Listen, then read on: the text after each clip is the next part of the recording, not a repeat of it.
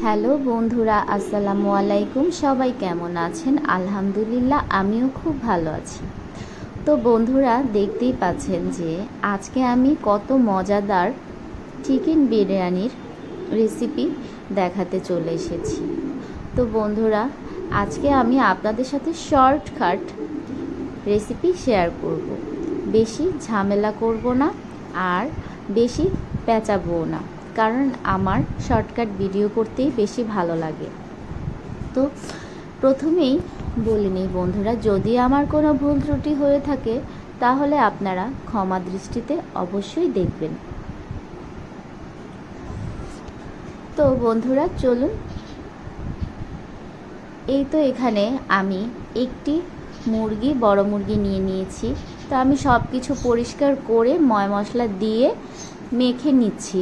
তো মশলাগুলো হচ্ছে আদা, রসুন, জিরে বাটা, ধনিয়া বাটা, পোস্তদানা বাটা, তারপর হচ্ছে জায়ফল বাটা, জয়ত্রী বাটা, গোলমরিচ বাটা, কাঁচামরিচ বাটা, লবণ, মরিচ গুঁড়ো আমি সুন্দরভাবে দিয়ে খুব ভালো করে ম্যারিনেট করে নিচ্ছি। সাথে অর্ধেক একটি টমেটো কেটে দিয়েছি।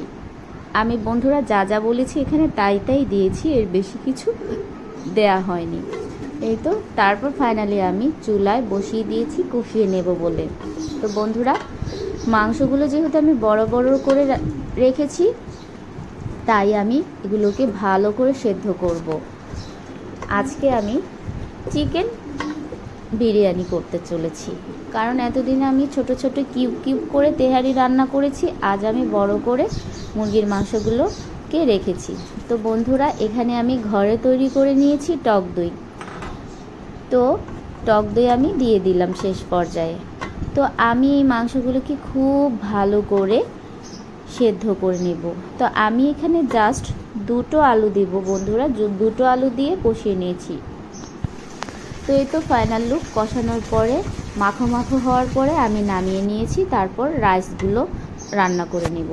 তো বন্ধুরা, প্রথমে আমি পেঁয়াজ, অল্প একটু আদা রসুন কষিয়ে, তেজপাতা, এলাচ, দারচিনি, বড় একটি স্টার দিয়ে তারপর আমি চালগুলোকে ভাজা ভাজা করে এখানে পরিমাণ মতো পানি দিয়ে দিয়েছি, আর হচ্ছে দুধ দিয়ে দিয়েছি, লিকুইড দুধ।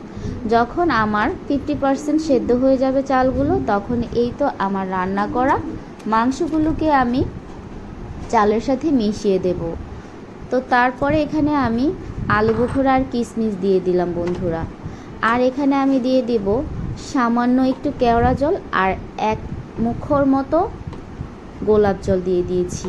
তো এই তো আমি মশলাগুলো মাংসগুলোর সাথে চালগুলোকে খুব ভালো করে মিক্স করে নিচ্ছি বন্ধুরা। তো এই পর্যায়ে যখন চলে আসে মাখা মাখা পানিগুলো টেনে আসে, তখন কিন্তু খুব দ্রুত তাড়াতাড়ি রাইসটা হয়ে যায়। তো এই তো বন্ধুরা, দেখতে পাচ্ছেন কত সুন্দর করে আমি এগুলোকে মিক্স করে নিয়েছি। মিক্স করে ঢাকনা দিয়ে পাতিলের নিচে একটি তাওয়া দিয়ে মৃদু তাপে আমি রেখে দেব। তো ফাইনালি আমার রান্নাটা 50% থেকে 90% হয়ে গিয়েছে। এখন আমি দমে রেখে দেব। তো আজকে আমার ইচ্ছে করলো ডিম দেব সাথে, যেহেতু আমি চিকেন বিরিয়ানি করছি। তো চিকেন বিরিয়ানির সাথে কিন্তু ডিম খেতে খুবই ভালো লাগে বন্ধুরা।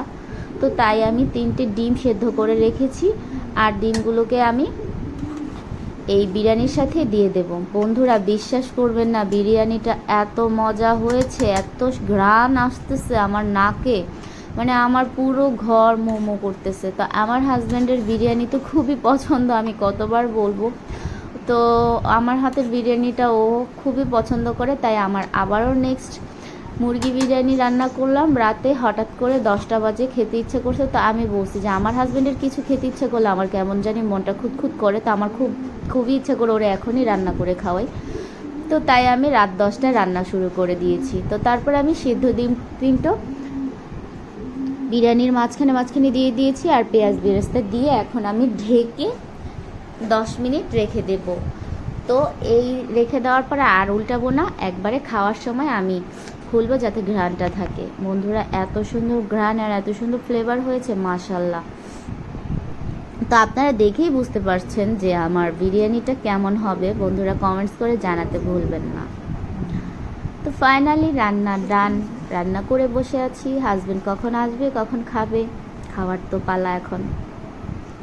আর যখন গরম গরম বিরিয়ানিটা হয় না তখন একটু আঠা আঠা হয়ে যায়, কিন্তু যখন একটু ঠান্ডা ঠান্ডা হয় একদম ঝরঝরা ঝরঝরা ভাব চলে আসে বন্ধুরা। তো এই তো ফাইনালি খাবার পালা। হাজব্যান্ডের জন্য পরিবেশন করলাম, নিজের জন্যও পরিবেশন করলাম। আলহামদুলিল্লাহ আলহামদুলিল্লাহ আলহামদুলিল্লাহ বলতেই হবে। মাশাল্লাহ, এত সুন্দর ফ্লেভার আর এত মজা হয়েছে, এত মজা হয়েছে কি বলবো বন্ধুরা, পুরোই একদম বাবুর্চিদের হাতের রান্নার মতো মজা হয়েছে। তো দুইজন মিলে টোনা আর টুনি সুন্দরভাবে বসে একসাথে খেয়ে নিলাম। আর আমার হাজব্যান্ড তো আমাকে ছাড়া মনে হয় বিষও খেতে পারে না। ও যদি একটা সামান্য বড়ও খায় তার থেকে অর্ধেক আমাকে দিয়ে খাবে। আলহামদুলিল্লাহ, এই দিক থেকে আমি অনেক লাকি যে আমার হাজব্যান্ড আমাকে ছাড়া মনে হয় এক গ্লাস পানিও খেতে পারে না।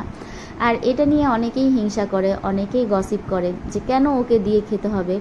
আমি জানি না, এটা হয়তো আমার জন্য আল্লাহর একটি রহমত। আমার বেশি কিছু চাই না, বাড়ি গাড়ি টাকা পয়সা স্বর্ণ গয়না আমার কিছুই চাই না। আমার শুধু আমার হাজব্যান্ডের পিওর ভালোবাসাটাই চাই।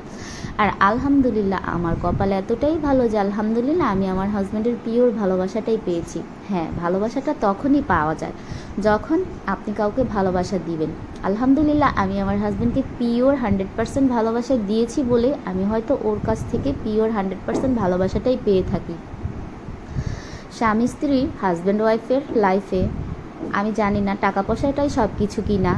আমার কাছে আমি তিন বেলা ভাত খাওয়ার মধ্যে যদি শুটকি ভর্তা, আলু ভর্তা, ডাল দিয়েও ভাত খাই আমি অনেক হ্যাপি থাকি, কারণ আমার হাজব্যান্ডের সাপোর্ট আমার সাথে আছে। আর আশা করি সারা জীবন মৃত্যুর আগ পর্যন্ত থাকবে। এটাই আমার কাছে আল্লাহর কাছে চাওয়া, আর কোনো কিছুই চাওয়া পাওয়া নেই। হে আল্লাহ, আল্লাহর কাছে বলি, আল্লাহ আপনি আমাদের সংসারটাকে শান্তিময় করে দেন, সুখময় করে দেন। খারাপ মানুষের, খারাপ লোকদের, খারাপ উদ্দেশ্য, বদ নজর, বদ চোখের চাহনি থেকে আমাদেরকে হেফাজত রাখেন। শুধু আল্লাহর কাছে আমার এইটুকুই চাওয়া যে আমাদের ভালোবাসার মধ্যে যাতে কারো কোনো খারাপ মানুষের নজর না লাগে। তো বন্ধুরা দেখুন, মাশাল্লাহ কত সুন্দর হয়েছে রান্না।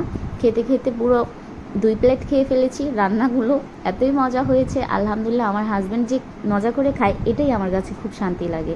এর চাই তার শান্তি কিছুই হতে পারে না বন্ধুরা। তো সবাই দোয়া করবেন বন্ধুরা আমাদের জন্য, কারণ ম্যাক্সিমাম সময়ে আমরা অসুস্থ থাকি। আমি আমার হাজব্যান্ড খুবই অসুস্থ থাকি, কারণ আমাদের উপর খারাপ মানুষের খারাপ বদনজর আছে। তো খারাপ মানুষগুলো আমাদেরকে ব্ল্যাক ম্যাজিক করতে করতে আমাদেরকে অবস্থা খারাপ করে দিচ্ছে। আর একমাত্র আল্লাহই আমাদেরকে উদ্ধার করতে পারবে। আর আমি আল্লাহর উপরেই সর্বোচ্চ শুকরিয়া আদায় করি।